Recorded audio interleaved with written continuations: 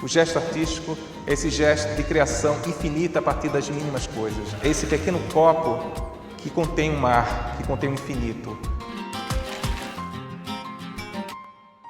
Há sempre um copo de mar para um homem navegar.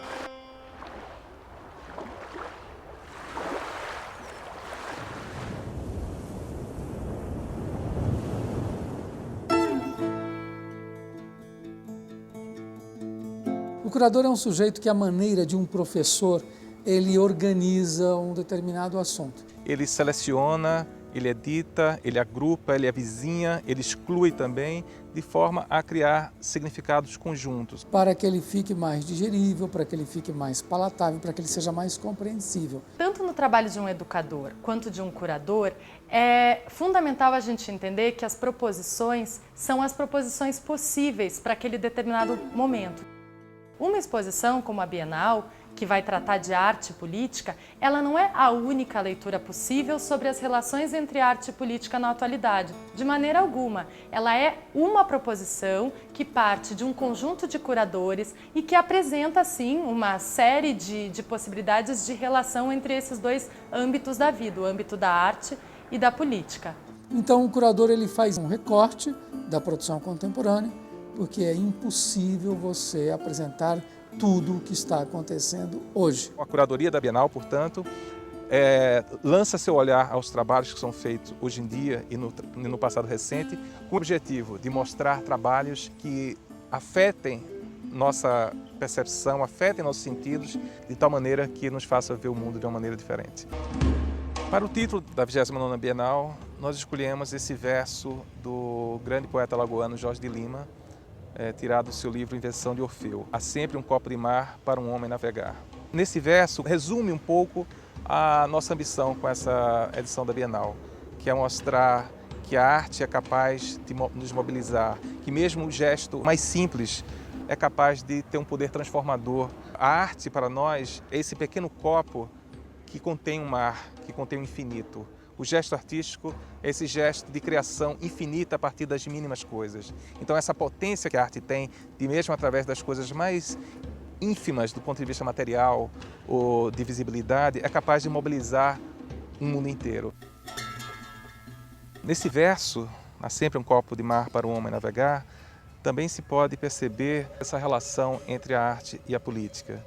Porque justamente nessa ideia de navegar num copo de mar, está expressa a ideia da utopia, a ideia de criação de algo que não está dado. É uma ideia que contém nela mesma a ideia do impossível, mas que através do gesto artístico pode ser reconfigurado, reinventado de tal forma que passa a ser factível, passa a ser plausível. A arte se relaciona com a política justamente porque ela fala daquilo que não é dado, daquilo que ainda não foi sequer pensado, daquilo que está para ser construído, daquilo que está para ser erguido. E é nesse sentido que a arte é extremamente política, porque ela aponta para a construção do que ainda sequer se sabe o nome. Qualquer exposição, assim como a 29ª Bienal, ela só adquire significado e sentido quando ela é percorrida pelo visitante, quando ela é observada, quando ele faz, na sua própria cabeça, as relações propostas pelo curador ou relações que ele mesmo propõe a partir das suas vivências, das suas experiências, dos seus outros percursos de vida. E o interessante nessa exposição é que nós vamos tentar articular obras que tematizam a política com obras que tratam das mesmas questões, mas de uma maneira mais abstrata, de modo a haver esse equilíbrio, esse diálogo, porque o nosso objetivo não é fazer uma exposição que simplesmente propagandeie a política, mas que mostre na sua própria tessitura, na própria organização espacial, como a política atravessa, permeia toda a produção artística. E com isso nós dividimos a nossa Bienal em, por assim dizer, 6 vetores. Tá? Esses 6 vetores, eles são 6 plataformas. Essas áreas nós chamamos de terreiro. Por que terreiro? Porque é preciso encontrar um lugar para que as pessoas decantem suas ideias, discutam aquilo que elas estão vendo, conversem, repousam.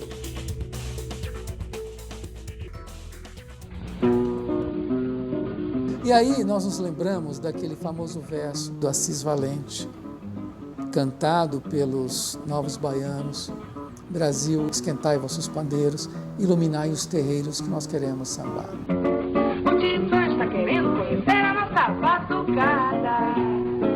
Anda dizendo que o molho da baiana melhorou seu prato. Então é política? Sim. É séria a exposição? Frequentemente. É sisuda? É. Em alguns casos é quase trágico, porque a situação é trágica.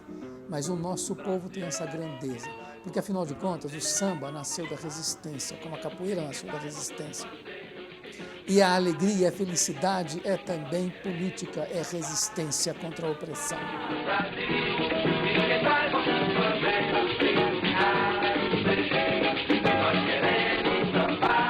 O terreiro é espaço da resistência. O terreiro é espaço do sagrado, é espaço do profano. É uma palavra que está conosco em língua portuguesa, correntemente utilizada desde o século XVII.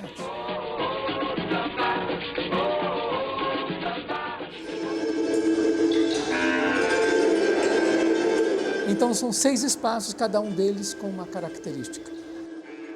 No espaço, por exemplo, o outro, o mesmo, diz respeito à visão que uma pessoa tem de si, como, por exemplo, um autorretrato, e a visão que ela tem do outro, a discussão do outro e da autoridade. E para isso nós homenageamos o grande escritor argentino, Jorge Luis Borges, e tomamos de empréstimo o título de um livro dele chamado O Outro, o Mesmo. Na medida em que nós somos sempre os outros que nos rodeiam, na medida em que nós acontecemos no olho dos outros, e os outros estão enredados nos nossos próprios olhos. É o terreiro, o outro, o mesmo, que será voltado à produção de performances, de músicos, de bailarinos. Nós teremos a apresentação do Lívio Trachtenberg, que é um músico. Entre os projetos apresentados, existe, por exemplo, uma orquestra que ele faz a partir de músicos de rua. Teve lá desse meu bem. É uma conjunção de vozes distintas, de um repentista nordestino a um sujeito que toca a harpa paraguaia, passando por 2 mulheres que tocam música japonesa. Então é um encontro de várias linguagens, e não pense que ele faz com que todos toquem a mesma música. Não. Cada um toca o que vem tocando. Cumpre a ele, Lívio Trachtenberg, reger-os, definindo o momento em que cada um entra. Apenas isso. Ou seja, articulando as suas diversas vozes. Mas também existem obras que são interativas, como é o caso do Luiz Erbini, que está produzindo uma instalação onde, de certo modo, o espectador é um protagonista da obra. Ela é uma caixa escura e ela é uma caixa pictórica cheia de luzes, e aonde você entra num chão com areia. Ele não é um chão dócil, ele é um chão onde algo está acontecendo, na medida em que eu passei por ele. E as próprias luzes, elas são cambiantes, e esta modificação, essa variabilidade da luz tem a ver com as pessoas que estão lá dentro do espaço.